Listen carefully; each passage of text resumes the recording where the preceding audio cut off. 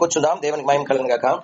దేవుని బిడ్డలారా, మరొకసారి ఈ దినాన్ని మనం చూడటానికి, ప్రభు గొప్ప నామాన్ని మనం కీర్తించి కనపరచడానికి పరిశుద్ధాత్మ దేవుడు మనకు ఎంతో సహాయం చేస్తున్నాడు. అందుని బట్టి మనమందరం దేవునికి ఎంతో కృతజ్ఞులమై ఉంటూ ఉన్నాం. మంచిదండి. ఏడేంటో శ్రమల కాలానికి వచ్చి మనము 17 మాసాలుగా ధ్యానిస్తూ ఉన్నాం. అయితే గత వారం మనము ముగించుకున్న కాడ నుండి మనము కంటిన్యూ చేయడానికి ప్రయత్నం చేద్దాం. కొద్ది నిమిషాలు అందరూ కూడా ప్రార్థనా పూర్వకం ఉండాలని ప్రభు పేరట మనం చేస్తూ ఉన్నాం. అయితే పరలోకం మందు దేవుడు సెంటర్ పాయింట్ లో ఆయన సింహాసనం వేసుకుని కూర్చుంటాడని, రకరకాలైనటువంటి దేవతలు ఆయన సింహాసనం చుట్టూ చేరి ప్రభు గొప్ప నామాన్ని కీర్తిస్తూ ఉంటారని, అయితే దేవుని సింహాసనం ఎదుట, చుట్టూ కాదు ఎదుట 7 దేవతలు ఉన్నారని, యేసు ప్రభు తండ్రి అయిన దేవుని చేతిలో ఒక గ్రంథం ఉంది. అది 7 ముద్రలు కలిగినటువంటి గ్రంథం. ఆ గ్రంథం తీసుకొని ఆయన ఆ గ్రంథంలో ఉన్న ఒక్కొక్క ముద్ర విప్పుతూ ఉంటే, పరలోకంలో ఉండే యేసు ప్రభు ఒక్కొక్క ముద్ర విప్పుతూ ఉంటే భూలోకంలో అనేకమైనటువంటి సంఘటనలు జరుగుతాయని గతంలో మనము ధ్యానిస్తూ వచ్చాం. మొట్టమొదటి ముద్ర, ఆ గ్రంథంలో ఉన్న మొదటి ముద్ర ఎప్పుడైతే ఆయన విప్పుతాడో వెంటనే యాంటీ క్రైస్తు ప్రత్యక్షమయ్యి యూదులతో నిబంధన చేస్తాడు 7 సంవత్సరాలని మనం చూసాము. వాడు తెల్లని గుర్రమెక్కి పరిశుద్ధులతో యుద్ధం చేయడానికి విల్లు పట్టుకొని బయలుదేరాడని మనము చూసాం. అయితే 2వ ముద్ర విప్పినప్పుడు ఏం జరుగుతుంది? ఇలా 7 ముద్రలు విప్పిన తర్వాత యేసు ప్రభు 7వ ముద్ర విప్పుతూ ఉండగా దేవుని సింహాసనం ఎదుట ఉన్నటువంటి 7 దేవదూతలకి 7 బోరలు, ఒక్కొక్కరికి ఒక్కొక్క బోర ఇవ్వబడుతుందని మనము చూసాం.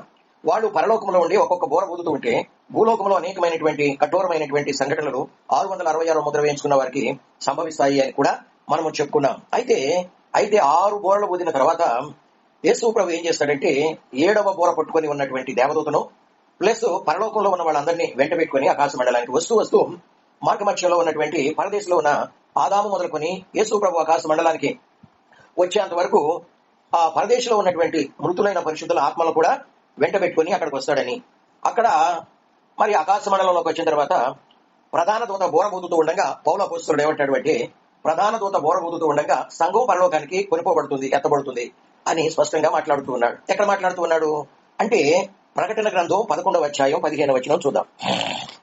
ఇక్కడ అపోస్తలుడు అయినటువంటి యోహాను తెలియజేస్తా ఉన్నాడు. ఏమని?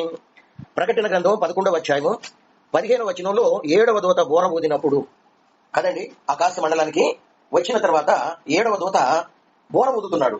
అది ఏ బోర అని మనము చదవగలిగినట్లయితే తెస్సలోనీయులకు రాసిన మొదటి పత్రిక 4వ అధ్యాయము 16వ వచనం.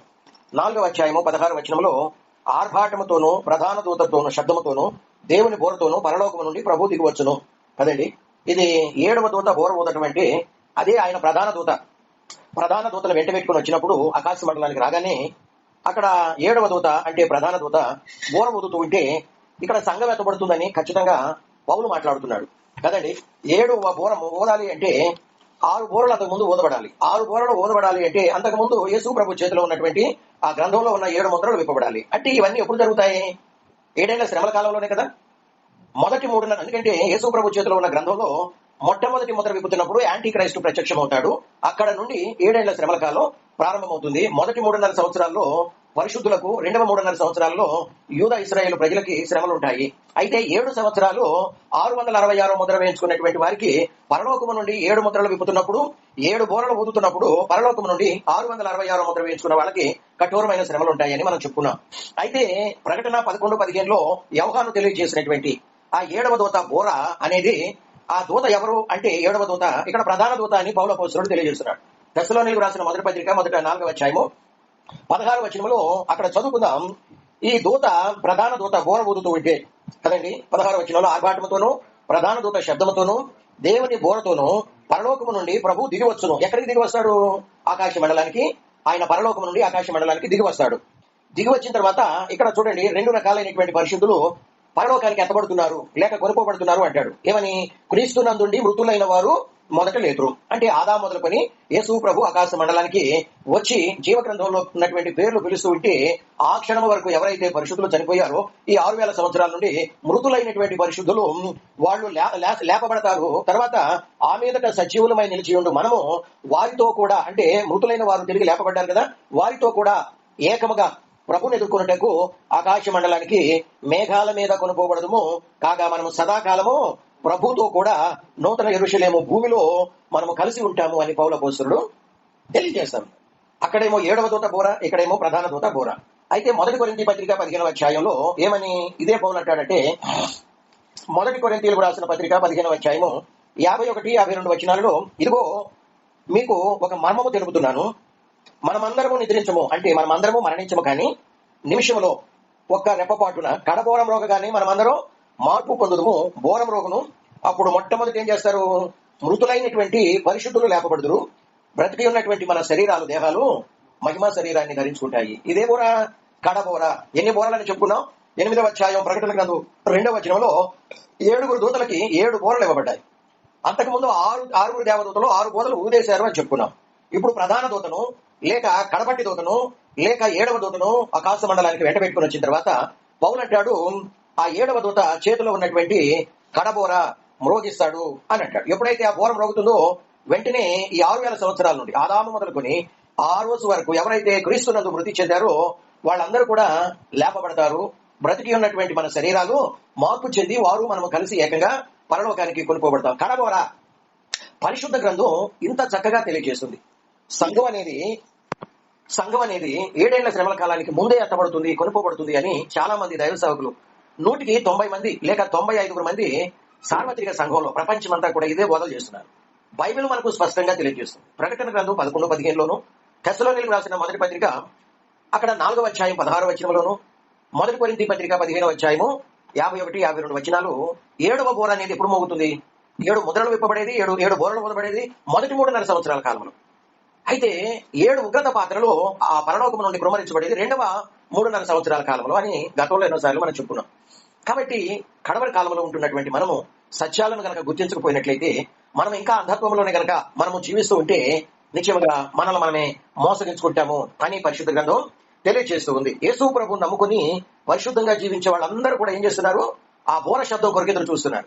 కడబోర శబ్దం కొరకు, 7వ దూత ఊదే బోర శబ్దం కొరకు, లేక ప్రధాన దూత ఊదే ఆ బోర శబ్దం కొరకు ఏం చేస్తా ఉన్నారు? ఎదురు చూస్తా ఉన్నారు. కాబట్టి 7వ దూత అంటే ప్రధాన దూత కడబోరను ఊదినప్పుడు మనం చనిపోయి ఉన్నా బ్రతికి ఉన్నా కానీ ఆ బోర శబ్దాన్ని పరిశుద్ధులు ఏం చేయగలుగుతారంట? వినగలుగుతారు. కడబోర స్వరమో ధ్వనించగా, ప్రియుని స్వరము వినిపించగా, కడబోర స్వరము ధ్వనించగా, ప్రియుని స్వరము వినిపించగా, వడివడిగా ప్రభు చెంతకు చేరేదా, ప్రియమార ప్రభు యేసును గాంచెదా, వడివడిగా ప్రభు చెంతకు చేరేదా, ప్రియమార ప్రభు చెంతకు చేరేదా, నేడు రేపో నా ప్రియుడేసో మేఘాల మీదకే తెచ్చును, నేడు రేపో నా ప్రియుడేసో మేఘాల మీదకే తెచ్చును. హల్లెలూయా. యేసు ప్రభు నమ్ముకొని పరిశుద్ధంగా జీవించే వాళ్ళందరూ ఒకవేళ చనిపోయి ఉన్నా కానీ ఆ కడబోరం రోగినప్పుడు దేవదూత ప్రధాన దూత ఆ బోరం రోగించినప్పుడు యేసు ప్రభు నమ్ముకొని ఉన్నటువంటి పరిశుద్ధులు వాళ్ళు చనిపోయి ఉన్నా కానీ బ్రతికున్నా కానీ ఆ బోర శబ్దం వింటారు అని పరిశుద్ధ లేఖనం మనకు తెలియజేస్తూ ఉంది. గతంలో ఎన్నో పర్యాయాలు చెప్పుకునే రీతిగా ఇప్పుడు ఆదాము చనిపోయి సమాధి చేయబడి 8,000 సంవత్సరాలు అవుతుంది, 6,000 సంవత్సరాలు అవుతుంది. కానీ చిన్న వర్షం పడితేనే సమాధిలో ఉన్నటువంటి లోనికి ఇంకిపోయి పెద్ద తుఫాను వచ్చింది అనుకోండి. ఎందుకంటే ఆదాము శరీరం ఎప్పుడో మట్టి అయిపోయి ఉంటుంది. చనిపోయి సమాధి చేయబడిన తర్వాత అది రోజు రోజుకు ఆ శరీరం, భౌతిక దేహం, సమాధిలో ఉన్నటువంటి శరీరం పురుగులు పడుతుంది. పురుగులు తినేసి ఆ మట్టిలో నుండి వచ్చింది కనుక శరీరం అది మన్నైపోతావు అని, నీవు మన్నే కనుక తిరిగి మన్నైపోతావని ఆదికాండం 3వ అధ్యాయం 19వ వచనంలో ఆదాముతో దేవుడైన యెహోవా తెలియజేసిన రీతిగా అది మంటిగా మారిపోతుంది. ఆ ఎముకలు మన్నుగా మారిపోతాయి, ఆ నరాలు మన్నుగా మారిపోతుంది, ఆ మాంసం మన్నుగా మారిపోతుంది, ఆ చర్మం అంతా కూడా మంటిగా మారిపోయి పెద్ద వర్షం కొట్టినప్పుడు అది సమాధిలో ఉండదు. అది ఎక్కడెక్కడికో సముద్రాల్లోకి, నదుల్లోకి కొన్ని వందల వేల మైళ్ళు లోతుగా భూమి లోపలికి వెళుతుంది. అది చాలా దూరంగా ఆ మట్టి అంతా కూడా మట్టి నీళ్ళు పోతా ఉంటాయి. కానీ ప్రధాన దూత ఆ కడబోర, తన చేతిలో ఉన్నటువంటి కడబోర ఆకాశంలో ఉండే ఊదుతూ ఉంటే ఈ ఎక్కడెక్కడికో చెదిరిపోయినటువంటి వాళ్ళ శరీరం మట్టి రేణువులో ఆ బోర శబ్దం వింటాయి. ఆ బోర శబ్దం విని ఎప్పుడైతే ఆ బోర శబ్దం వింటాయో తిరిగి ఆ ఎముకలు, ఆ చర్మం, ఆ నరాలు, ఆ మాంసం అంతా కూడా కొట్టుకుపోయిన మట్టి రేణువులన్నీ తిరిగి ఎక్కడైతే సమాధి చేయబడిందో వాళ్ళ శరీరం తిరిగి ఆ సమాధిలోనికి వస్తుంది. అదంతా కూడా మరలా ఒకటిగా తయారై సమాధి చేసినప్పుడు ఆ శరీరం ఎలా ఉంటుందో అలా ఒకటిగా మారిపోతుంది. మారిపోయి వెంటనే అది పైకి లేస్తూ ఉంటూ ఉండగా ఆ ఆకాశ మండలానికి వెంట పెట్టుకుని వాళ్ళ ఆత్మల్ని తీసుకుని వచ్చాడే ప్రభువారు. వాళ్ళ ఆత్మల్ని వాళ్ళ శరీరంలోనికి పంపిస్తూ ఉండగా ఆ శరీరం, వాళ్ళ ఆత్మ సమాధిలో నుండి పైకి లేస్తూ ఉండగానే వాళ్ళ మహిమలు ధరించుకుంటారు. కొంతమంది ఏమో సూర్య తేజస్సు వంటి మహిమను కలిగి దగదగ మెరుస్తూ ఉంటారు. మరికొంతేమో చంద్రుని మహిమ వలె వాళ్ళు ఉంటారు, కొంతమంది నక్షత్రాలు. ఎందుకంటే అన్ని నక్షత్రాలు ఒకలాగా లేవని 1 కొరింథీ పత్రిక 15 నుండి 42 వచనాల వరకు పౌలు గారు తెలియజేస్తున్నాడు కదండి. నక్షత్రములన్నీ ఒక విధమైనవి కావు, వాటి మహిమను బట్టి వాటి ప్రకాశం ఉంటుంది అని మనం చదువుకుంటున్నాం. కాబట్టి పరలోకంలో ఎలాంటి వారు ఉంటారని చెప్పుకున్నాం అంటే గొప్పవారు ఉంటారు, అల్పులైనటువంటి వారు ఉంటారు. కాబట్టి వాళ్ళ అంతస్తులు వాళ్ళ మహిమను బట్టి ఉంటాయి. వాళ్ళ ఆధిక్యతలు, వాళ్ళ యొక్క బలము, వాళ్ళ మహిమ, వాళ్ళ తేజస్సు, వాళ్ళ యొక్క అంతస్తులు వాళ్ళ మహిమను బట్టి ఉంటాయి. భూలోకంలో జీవించినటువంటి జీవిత విధానాన్ని బట్టి అక్కడ అంతస్తులు, మహిమ, వాళ్ళ ఆధిక్యత, వాళ్ళ విలువలు పరలోకమందు ఇవ్వబడుతూ ఉంటాయి. కాబట్టి అది అన్నిటికీ తీసివేయబడినది. అది 1,000,000 సంవత్సరాల నుండి తీసివేయబడేది కాదు. అది నిత్యత్వంలో నిత్యము ఉండే ఆ మహిమ, ఆధిక్యత, ఆ యొక్క గొప్పతనము, విలువ. కాబట్టి ఈనాడు దుఃఖకరమైనటువంటి విషయం ఏంటి? ఎందుకంటే యేసు ప్రభుని నమ్ముకుని పరిశుద్ధంగా జీవించే వాళ్ళందరూ కూడాను ఆ బోర శబ్దం కొరకు ఎప్పుడెప్పుడా అని ఎదురు చూస్తా ఉన్నారు. ఎవరు? బ్రతికి ఉన్నటువంటి పరిశుద్ధులు మాత్రమే కాదు, చెప్పండి ఏమండి, బ్రతికి ఉన్నటువంటి పరిశుద్ధులు మాత్రమే కాదు, పరదేశంలో ఉన్నటువంటి పరిశుద్ధుల ఆత్మలు కూడా ఆ బోర శబ్దం ఎప్పుడు మోగుతుందా, మేము వెళ్లి మా భౌతిక దేహాన్ని దూరి మహిమను దాల్చి మేము యేసు ప్రభుని కాస మండలంలో ఎదుర్కోవాలా అని ఆకాంక్షతో, ఎంతో ఆశతో, ఆశయంతో వాళ్ళందరూ కూడా ఎదురు చూస్తా ఉన్నారు. ఒక దుఃఖకరమైనటువంటి విషయం ఏంటంటే ఒక బోర మ్రోగిదని మనం పరలోకానికి ఎత్తబడతామని సార్వత్రిక సంఘాలలో, ప్రపంచమంతటి ఉన్నటువంటి క్రైస్తవ సంఘాలలో 95% మందికి తెలియదు కదండి. ఒక బోర మ్రోగుతుందని, మనం పరలోకానికి కొనుకోబడతామని, బోర మ్రోగిన వెంటనే పరలోకానికి కొనుకోబడతామని ఈనాటి ప్రపంచంలో ఉన్నటువంటి సంఘాలలో 450 కోట్ల మంది ప్రజానీకం క్రైస్తవ్యం ఉంది. వీళ్ళలో దాదాపు 95% మందికి ఈ బోర మ్రోగిన వెంటనే మనం పరలోకాన్ని కొనుకోబడతామని తెలియటం లేదు. కారణం ఏంటి అంటే బోధించబట్టం వల్ల కదండి. ఇటువంటి బోధలో నేటి కాలంలో ఒక బోర మ్రోగుతుందయ్యా పౌలు చెప్తున్నాడు, కొరింథీ పత్రికలో చెప్తున్నాడు, తెస్సలోనికీయులకు రాసిన 1వ పత్రిక 4వ అధ్యాయంలో కూడా ఆయన తెలియజేస్తూ ఉన్నాడు. కాబట్టి ఒక బోర మ్రోగుతుందని పౌలు చెప్తున్నాడు పరిశుద్ధాత్మ ప్రేరణ ద్వారా. ఆ బోర కొరకు ఇదిగో ప్రపంచ క్రైస్తవ సంఘాలలో అనేక మంది ఎదురు చూస్తున్నారు. కాబట్టి అది మ్రోగినప్పుడు నేను పరలోకానికి కొనుకోబడతాను అనే బోధలో ఈనాడు ప్రకటించబడటం లేదు. కాబట్టి సంఘాలలో ఉన్నటువంటి 95% మందికి ఈ సత్యాలు తెలియకుండా ఉంటూ ఉన్నాయి. ఎందుకంటే క్రైస్తవ్యం అనేది అది ఒక మతంగా కదండి, అదొక ఆచారంగా ఫాలో అవుతున్నారే తప్ప ఈ సత్యానికి లోబడి అనేక మంది బోధకులకే తెలియటం లేదు. ఈ సత్యం తెలియటం లేదు కాబట్టి వాళ్ళు ప్రకటించబట్టాల. ఇకాడికి విశ్వాసుల్ని, సంఘాల్లో ఉన్నటువంటి క్రైస్తవుల్ని ఏదో మభ్యపెట్టి, ఏదో 4 మాటలు చెప్పి, పోసుకోల మాటలు వాళ్ళని సంతోష పెట్టాలని, వాళ్ళు పబ్బం గడుపుకోవాలని మాత్రమే చూస్తున్నారే తప్ప దేవుని పాద సన్నిధిలో మోకాళ్ళుని ప్రార్థించి, ప్రభువా నీ బిడ్డల్ని మీ యొక్క రాకడ కొరకై ఆకాశ మండలంలో మిమ్మల్ని సంధించడం కొరకై ప్రభా నేను సిద్ధపరుచినట్లు, నీ పిల్లలకి ఏ ఆహారం ఇవ్వాలో అది నాకు ఇవ్వు నాయనా, నీవిస్తే నేను నీ పిల్లలకి ఇస్తాను, నీవు నాకు ఇవ్వనిదే నేను అక్కడ నుండి తెచ్చి నీ పిల్లలకి ఆత్మీయ ఆహారం ఇవ్వగలను, కాబట్టి నీ వర్తమానం నాకు అందించు అని ప్రభు సన్నిధిలో ఈనాడు మోకాళ్ళుని ప్రార్థించే వాళ్ళు కరువైపోయారు. దేవుడిచ్చినటువంటి వర్తమానమును తీసుకొని ప్రజలకు అందించే వాళ్ళు ఈనాడు కరువైపోయినట్లు మనం చూస్తా ఉన్నాం. కానీ మనకు ఒక నిరీక్షణ అంటూ ఉంది. ఏంటి అది? పరలోకంలో ఒక బోర మ్రోగుతుందని, ఆ శబ్దం విన్న వెంటనే మనం చనిపోయినా బ్రతికి ఉన్నా కానీ పరలోకానికి ఎత్తబడతామనే నిరీక్షణ మనందరం కూడా కలిగి ఉంటూ ఉన్నాం. దేవునికి స్తోత్రం. అయితే ప్రకటన 11:15లో 7వ దూత బోర ఊదినప్పుడు పరలోకంలో ఉన్నటువంటి దేవదూతలందరూ గొప్ప శబ్దముతో దేవుని స్తుతించి ఏమంటున్నారు అంటే, ఈ లోక రాజ్యము మన ప్రభు రాజ్యమును, మన తండ్రి రాజ్యమును ఆయను అని వాళ్ళు ఎలుగెత్తి పెద్ద శబ్దముతో కేకలేసి పలుకుతూ ఉంటే, అక్కడే ఉన్నటువంటి 24 పెద్దలు ఏమంటున్నారంటే, సాష్టాంగపడి నీవు నీ మహాబలాన్ని స్వీకరించి ఏలుచున్నావు. ఏమంటున్నారండి? 24 పెద్దలు ఒకే మాట పలుకుతున్నారు. ఏమని? అత్యున్నతమైన సింహాసనముపై ఆసీనుడైనటువంటి వారిని చూస్తున్నటువంటి ఆ కూర్చున్న ఆ తండ్రి అయిన దేవుని చూసి, అయ్యా నీవు నీ మహాబలాన్ని స్వీకరించి ఏలుచున్నావు, అందుకు నీకు కృతజ్ఞతాస్తుతులు చెల్లించుచున్నాము. ఒక పక్కేమో దేవదూతలు ఎలుగెత్తి పెద్ద శబ్దముతో ఏమంటున్నారంటే, ఇదిగో ఈ లోక రాజ్యము, భూలోక రాజ్యము మన తండ్రి రాజ్యమును, మన క్రీస్తు రాజ్యమును ఆయను అంటుంటే ఆ అత్యున్నతమైన సింహాసనం మీద ఆసీనుడైనటువంటి తండ్రి అయిన దేవుని చూచి 24 పెద్దలు వాళ్ళ శిరస్సు మీద ఉన్నటువంటి కిరీటాలు ఆ సింహాసనం మీద వేసి సాష్టాంగపడి ఏమని మాట్లాడుతున్నారు అంటే, అయ్యా ఇదిగో నీవు నీ మహాబలాన్ని స్వీకరించి ఏలుచున్నావు అని మాట్లాడుతున్నారు. ఇక్కడే నాకు ఒక డౌట్ వచ్చింది. ఏంటి ఆ డౌట్ అంటే, దేవుడు కదా సమస్తాన్ని సృష్టించిన సృష్టికర్త, మరి 24 పెద్దలేంటి? ప్రకటన గ్రంథం 11వ అధ్యాయం 17వ వచనంలో పలికినటువంటి అయ్యా నీ బలాన్ని నీవు స్వీకరించి ఏలుచున్నావు అని మాట్లాడుతున్నారేంటి? నాకు అక్కడే డౌట్ వచ్చింది. అర్థం కావట్లా. సృష్టించిన మొత్తాన్ని, విశ్వమంతటిని, వాటిలో భూమిని కూడా తండ్రి అయిన దేవుడు, కుమారుడైన దేవుడు, పరిశుద్ధాత్మ దేవుడు, త్రిత్వదేవుడు, త్రియేక దేవుడు సృష్టి అంతట్లో ముగ్గురు కలిసి సృష్టించారు. వాటిల్లో భూమి కూడా ఉంది. అయితే ఆయన సృష్టించిన సృష్టికర్త అయితే ఆయనలో 24 పెద్దలేంటి, అయ్యా నీ బలాన్ని నీవు స్వీకరించి ఏలుచున్నావేంటి అని అంటుంటే నాకు అక్కడే డౌట్ వచ్చింది. నీ బలాన్ని, నా డౌట్ ఏంటంటే ఆయన తన మహాబలాన్ని ఎవరికి ఇచ్చాడు కదండి? మరలా ఎందుకు స్వీకరిస్తున్నాడు ఆ బలాన్ని? ఎందుకు ఏలాలనుకుంటున్నాడు? ఎందుకు మరలా పరిపాలించాలనుకుంటున్నాడు అంటే 7వ దూత బోర పోయినప్పుడు భూమి మీద కొన్ని సంఘటనలు చకచకా జరగబోతున్నాయి. అయితే ఇవన్నీ వెంటనే నెరవేరేవి కాదు, కానీ ఇవన్నీ నెరవేరవలసి ఉంది. అయితే ఎక్కడో అత్యున్నతమైన సింహాసనం మీద ఆసీనుడైనటువంటి దేవుడు ఆయన భూమిని ఏం చేయబోతున్నాడు? పరిపాలన చేయబోతున్నాడు. ఎక్కడో పరలోకమందు ఆసీనుడు, సింహాసనం మీద ఆసీనుడైనటువంటి దేవుడు రాబోయే అతి త్వరలోనే ఏం చేయబోతున్నాడు? భూమిని పరిపాలించబోతున్నాడు. దేవుడు భూమిని ఇప్పుడు పరిపాలిస్తున్నాడండి. దేవుడు ఇప్పుడు భూమిని పరిపాలిస్తున్నాడా అంటే లేదు, పరిపాలించడం లేదు. ఆయన రాజ్యం భూమి మీద ఇప్పుడు లేదు, స్థాపించబడలేదు.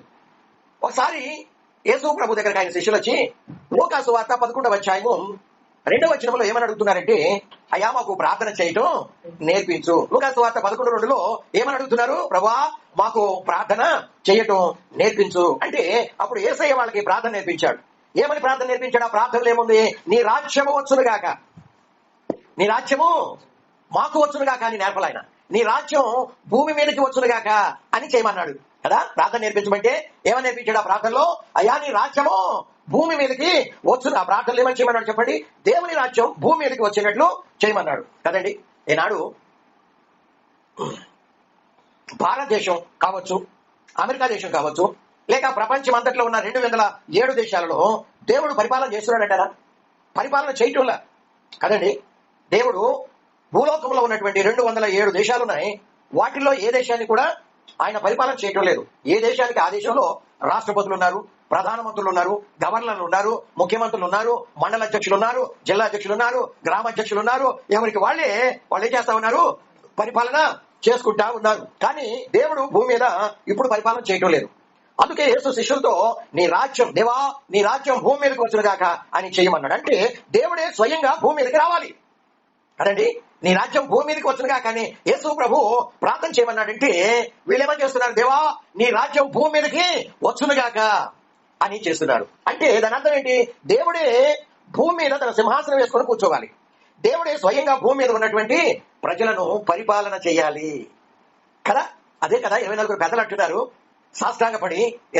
దానికి ముందు దేవదూతలందరూ, పరలోకంలో ఉన్న దేవదూతలందరూ ఏకకంఠంతో ఏమంటున్నారంటే, ఈ భూలోక రాజ్యము తండ్రి రాజ్యమును, ఆయన కుమారుని రాజ్యమును ఆయను అని అంటుంటే 24 పెద్దలు దేవుని సింహాసనం చుట్టూ 24 సింహాసనాలు వేసుకొని వాళ్ళు కూర్చున్నారు. వాళ్ళు లేచి దేవుని సింహాసనం ఎదుట వాళ్ళ శిరస్సుల మీద, తలల మీద ఉన్నటువంటి ఆ కిరీటాలన్నీ ఆయన సింహాసనం ఎదుట పడవేసి వాళ్ళు సాష్టాంగపడి బోర్లగా ఆయన పాదాల చెంత సాష్టాంగ నమస్కారం చేస్తూ వాళ్ళు ఏమంటున్నారంటే, అయ్యా నీవు నీ బలాన్ని, మహాబలాన్ని స్వీకరించి ఏదుచున్నావు, అందుకై నీకు కృతజ్ఞతాస్తుతులు చెల్లించుచున్నాము అని మాట్లాడుతున్నారు.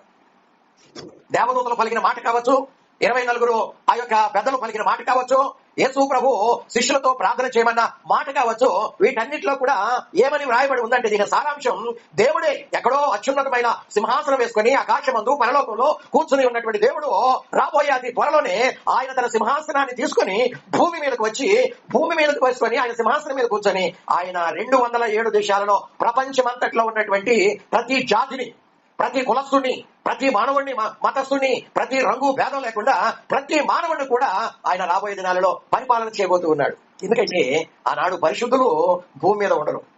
పరిశుద్ధులు పరలోకానికి కొనుకోబడిన తర్వాత ఆయన పరిశుద్ధులు వెంటబెట్టుకొని, అంటే ఆయన రాజ్యాన్ని వెంటబెట్టుకొని భూలోకానికి వస్తాడు. వాళ్ళు మహిమా శరీరాన్ని దాచుకొని ఉంటారు. యేసయ్యతో కలిసి కేబినెట్ మినిస్టర్లుగా ఉండి ప్రపంచమంతా కూడా వాళ్ళు సంచారం చేస్తూ, ఎందుకంటే వాళ్ళకి వాహనాలతో అవసరము, కార్లు, హెలికాప్టర్లు, విమానాలతో అవసరం లేదు. కన్ను మూసి తెరిచేంతలోగా వాళ్ళ మహిమా శరీరం, ఆత్మ శరీరం ఏం చేసింది? ప్రపంచమంతా కన్ను మూసి తెరిచే ఆ రెప్పపాటులో 7 రౌండ్లు కొట్టింది. రయ్యమని తలుపులు, కిటికీలు వేస్తున్నా కానీ వాళ్ళ శరీరం గది లోపలికి వచ్చి ప్రత్యక్షం అవుతా ఉంటది కదండి. అంత వేగంగా ఉంటది. ఆ శరీరానికి ఎటువంటి అడ్డు లేదు, ఆ శరీరానికి ఎటువంటి వ్యాధులు రావు, ఆ శరీరానికి ఎన్నడూ వృద్ధాప్యం అనేది రాదు, ఆ శరీరానికి ఎన్నడూ మరణం అనేది లేదు. ఆ శరీరాన్ని నువ్వు తీసుకుని వెళ్ళి సముద్రంలో వేస్తున్నా మునగదు, నువ్వు ఆ శరీరాన్ని తీసుకుని వెళ్ళి సూర్యుడి మీద నిలబెట్టినా కానీ అది కాలదు. అటువంటి శరీరాన్ని యేసయ్య పరిశుద్ధులైనటువంటి, మృతులైన పరిశుద్ధులకు, తిరిగి బ్రతికినటువంటి పరిశుద్ధులకు ఆయన ఇచ్చి పరలోకానికి కొనిపోయి ట్రైనింగ్ ఇచ్చి 3.5 సంవత్సరాలు వీడి వెంట పెట్టుకుని భూలోకానికి వచ్చిన తర్వాత ఆయన యెరూషలేము పట్టణంలో యెరూషలేము పట్టణంలో సింహాసనం వేసుకుని దావీదు సింహాసనం మీద ఆయన కూర్చోండి. ప్రపంచమంతటిని కూడా రాజులకు రాజుగా పరిపాలన చేస్తుంటే పరిశుద్ధులైనటువంటి వారు ఆయన సంఘము ఏం చేస్తా ఉంటారు? ఆత్మ శరీరం కలిగి, మహిమా శరీరం కలిగి బ్రతికి ఉన్నటువంటి విడవబడిన ప్రతి మానవుడి మీద పరిపాలన చేశారు. అయితే ఒక విషయం, ప్రకటన గ్రంథం 11వ అధ్యాయం 16, 17 వచనాలు. 16వ వచనంలోనేమో దేవదూతలు అంటున్నారు, ఇదిగో ఈ భూలోక రాజ్యాన్ని నీవు, ఇది దేవుని తండ్రి అయిన దేవుని రాజ్యముగాను ఆయన క్రీస్తు రాజ్యముగాను ఆయన అంటుంటే 24 పెద్దలు, అయ్యా నీవు నీ బలాన్ని స్వీకరించి ఏలుతున్నావనే మాట.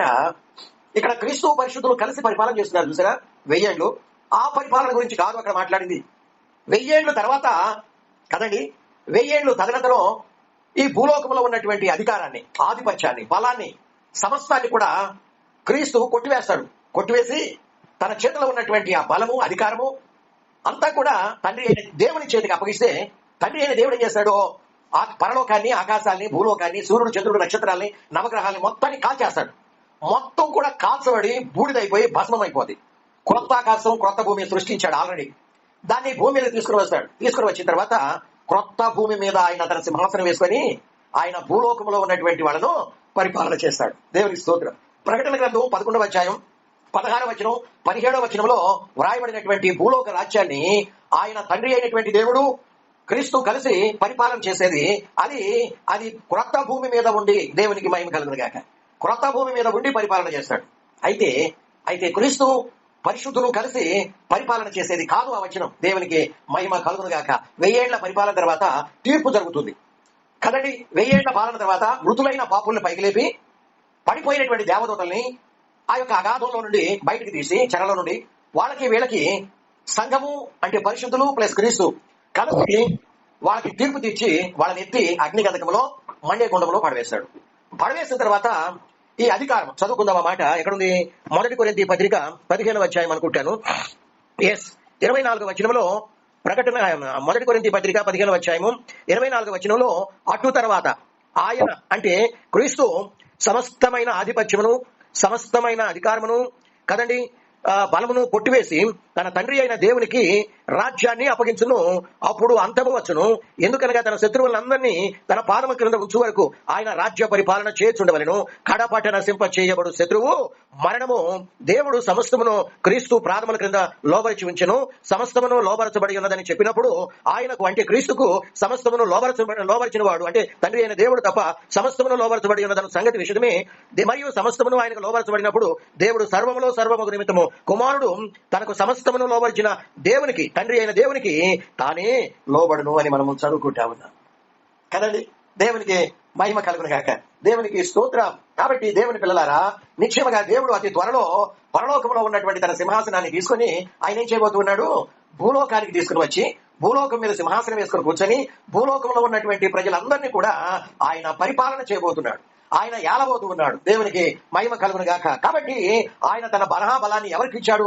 మరలా ఎందుకు స్వీకరిస్తున్నాడు? ఎందుకు ఏలాలి పరిపాలన చేయాలనుకుంటున్నాడు అంటే, కాబట్టి దేవుడు భూమిని ఇప్పుడు పరిపాలన చేయటం లేదు, పరిపాలించడం లేదు. ఆయన రాజ్యం భూమి మీద కూడా లేదు, ఇంకా స్థాపించబడలేదు. కాబట్టి దేవుని పిల్లలారా, సమూయేలు బ్రతికున్న కాలంలో, ముగిస్తాను సమయం వైపు వచ్చింది. సమూయేలు బ్రతికున్న కాలంలో దేవుడు భూమి మీద ఉన్నటువంటి ఒక రాజ్యం మీద ఆయన పరిపాలన చేయాలి అనుకున్నాడు కదండి. ఏం చేయాలనుకున్నాడు? ఒక దేశానికి, భూమి మీద ఉన్నటువంటి ఒక దేశానికి అంటే ఇజ్రాయేలు దేశానికి రాజుగా ఉండాలని కోరుకున్నాడు. ఇజ్రాయేలు ప్రజలు సీనాయి కొండ క్రింద ఉండి చూస్తూ ఉండగానే దేవుడు దహించు అగ్ని వలె సీనాయి కొండ మీదకి దిగి వచ్చాడు. ఇజ్రాయేలు ప్రజలు వింటూ ఉండగా దేవుడు వారితో మాట్లాడటం ప్రారంభించాడు. దేవుడు మాట్లాడితే ఉరిమినట్లుంటుంది, భూమి కంపించినట్లుంటుంది కదండి. దేవుడు మాట్లాడితే ఎలా ఉంటుంది? ఉరుము వస్తే ఎట్లా ఉంటుంది? ఉరిమినట్లుంటుంది, భూమి కంపించి. యోహాను సువార్తలో ఎక్కడో మనం చూసినట్లయితే, బహుశా చూద్దాం. యోహాను సువార్తలో యోహాను సువార్త 12వ అధ్యాయము 27వ వచనంలో, 12వ అధ్యాయం 27వ వచనంలో యేసు ప్రభు ఇక్కడ ఏమంటున్నాడంటే, ఇప్పుడు నా ప్రాణము కలవరపడుచున్నది, నేనేమందును? తండ్రి, ఈ గడియ తటస్థింపకుండా నన్ను తప్పించుము. అయినను ఇందుకోసమే నేను ఈ గడియకు వచ్చితిని. తండ్రి, నీ నామము మహిమపరచుమని చెప్పాను. అంతటా నేను దానిని మహిమపరిచితిని, మరలా మహిమపరచును అని ఒక శబ్దము, జాగ్రత్తగా అండర్లైన్ చేసుకోండి, అని నేను దానిని మహిమపరిచితిని, మరలా మహిమపరచునని ఒక శబ్దం ఆకాశం నుండి వచ్చును. కాబట్టి అక్కడ నిలుచుండి విన్న జన సమూహం ఏమంటున్నారంటే, ఉరిమెను. ఏమైందంట? ఉరిమెను అన్నారు. మరికొందరేమో దేవదూత ఒకడు ఆయనతో మాట్లాడేనని. దేవుడు మాట్లాడితే ఉరిమినట్లు ఉంటుంది, లేకుంటే భూమి కంపించినట్లు ఉంటుంది. ఆయన మాట్లాడుతుంటే ఇంకా ఎలా ఉంటుందంటే బలమైనటువంటి పెరుగాలి వచ్చినట్లుంటుంది. ఆయన మాట్లాడుతూ ఉంటే పర్వతాలన్నీ కూడా బద్దలైనట్టుంటాయి, శిలలన్నీ కూడా చిన్నాభిన్నమైతూ ఉంటాయి. భూకంపం వచ్చి దడదడా దడదడా దడదడా ఆ యొక్క దేవుడు, తండ్రి అయిన దేవుడు మాట్లాడుతూ ఉంటే ఇంకా ఎలా ఉంటుందో రాబోయే రోజుల్లో మనము ధ్యానించుదాం. తలలు వంచండి, ప్రార్థన చేసుకుందాం. ప్రతి ఒక్కరూ తలలు వంచండి. తండ్రి అయిన దేవుడే తన మహిమగల సింహాసనాన్ని భూమి మీదకి తీసుకుని వచ్చి ఆయన తన సింహాసనం మీద కూర్చోండి భూమి అంతటినీ కూడా అతి త్వరలో పరిపాలన చేయబోతున్నాడు. విశ్వమంతటిని సృష్టించిన సృష్టికర్తకు ఈ భూమి తప్ప విశ్వమంతటిని ఆయన ఏలుతున్నాడు, పరిపాలన చేస్తున్నాడు. కానీ భూమిని సృష్టించిన సృష్టికర్తకే భూమి మీద అధికారం లేకుండా పోయింది. భూమిని సృష్టించినటువంటి సృష్టికర్త అయిన దేవుడికి భూమి మీద అధికారము ఆధిపత్యం లేకుండా పోయింది. కాబట్టి యేసు ప్రభు శిష్యులతో అంటున్నాడు, మాకు ప్రార్థన నేర్పించమని అంటుంటే, ఇదిగో నీ రాజ్యం భూమి మీదకి వచ్చునుగాక అని ప్రార్థన చేయమని దేవదూతలు అంటున్నారు. 7వ దూత బోర ఊదినప్పుడు సంఘం ఎత్తబడిన తర్వాత ఆయన అంటున్నారు, వెనువెంటనే ఇదిగో నిశ్చయముగా ఆ పరలోకంలో ఉన్నటువంటి దేవదూతలందరూ కూడా ఏకకంఠముతో ఎలుగెత్తి పేద శబ్దముతో, ఇదిగో భూలోక రాజ్యము, ఇదిగో తండ్రి అయినటువంటి దేవుని రాజ్యమును, క్రీస్తు రాజ్యమును ఆయను అని వాళ్ళందరూ కూడా ఎలుగెత్తి ఏకకంఠంతో చెప్తుంటే 24 పెద్దలు కూడా వాళ్ళు సాష్టాంగపడి నమస్కారం చేస్తూ, అయ్యా ఇదిగో నీవు నీ బలమును స్వీకరించి భూమిని ఏలుతున్నావు అని వాళ్ళు మాట్లాడుతూ ఉన్నారు. దేవుని బిడ్డలారా, దేవుని పాలన ఈనాడు భూమి మీద లేదు. సాతాను పాలన అయిపోయింది. సాతాను పాలన, వాడు భూలోకం అంతటికి వాడు యుగ సంబంధమైనటువంటి దేవతగా ఉండి వాడు భూలోకాన్ని పరిపాలన చేస్తున్నాడు. యుగ సంబంధమైన దేవతగా ఉండి వాయుమండల అధికారిగా ఉండి వాడు భూలోకాన్ని పరిపాలన చేస్తున్నాడు. ఈనాడు మనుషులందరూ కూడాను సాతాను ఏలుబడి క్రిందనే ఉండి వాడు పాపంలో పొల్లాడుతూ ఉన్నారు. దేవుని పరిపాలనలో, దేవుని రాజ్యంలో శాంతి సమాధానాలు ఉంటాయి. వ్యాధులు మరణాలు ఉండవు, వృద్ధాప్యం ఉండదు. వాళ్ళు నిత్యము కూడా ఆనందముతో వాళ్ళు జీవిస్తూనే ఉంటారు. అటువంటి దేవుడు మన రాజ్యాన్ని ప్రజలకు ఇవ్వబోతూ ఉన్నాడు. సంఘం ఎత్తబడబోతుంది. సంఘము 7వ దూత బోర ఊదినప్పుడు ఎత్తబడుతుందని పౌలు 2 చోట్ల తెలియజేస్తున్నాడు. అపోస్తలుడైన యోహాను ప్రకటన 15లో తెలియజేస్తున్నాడు. భూమి మీద దుఃఖకరమైన విషయం ఏంటంటే భూమి మీద ఉన్నటువంటి మరి క్రైస్తవ సంఘాలలో అంటే 450 కోట్ల మంది ప్రజల్లో దాదాపు 95% మందికి తెలియదు. ఇదిగో 7వ దూత ఒక కడబోర ఊదుతాడని, సంఘం పరలోకాన్ని కొడుకుపడుతుందనే సత్యం ఈనాడు ఇదిగో క్రైస్తవ్యానికి తెలియకపోవడానికి కారణం ఏంటి అంటే అటువంటి బోధలు కనబట్టలా, అటువంటి ప్రసంగాలు కనబట్టలేదు.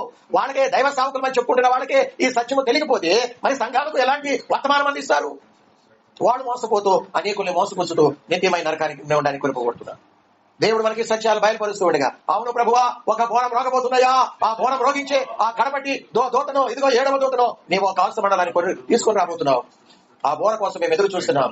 ఆ బోర ఎప్పుడు మోగుతుందా, మేము పరలోకానికి కొనుకోబడతామని పరిశుద్ధులైనటువంటి వారు ఎదురు చూస్తూ ఉండగా మేము వాటి గుంపులో ఉండి ఆకాంక్ష ఆశయం కలిగి మేము ఎదురు చూసే ఆ కృప మా అందరికీ నిదాయిచ్యమని ప్రార్థన చేద్దామా? ప్రేరేపించబడినటువంటి వారు ప్రార్థన చేయండి.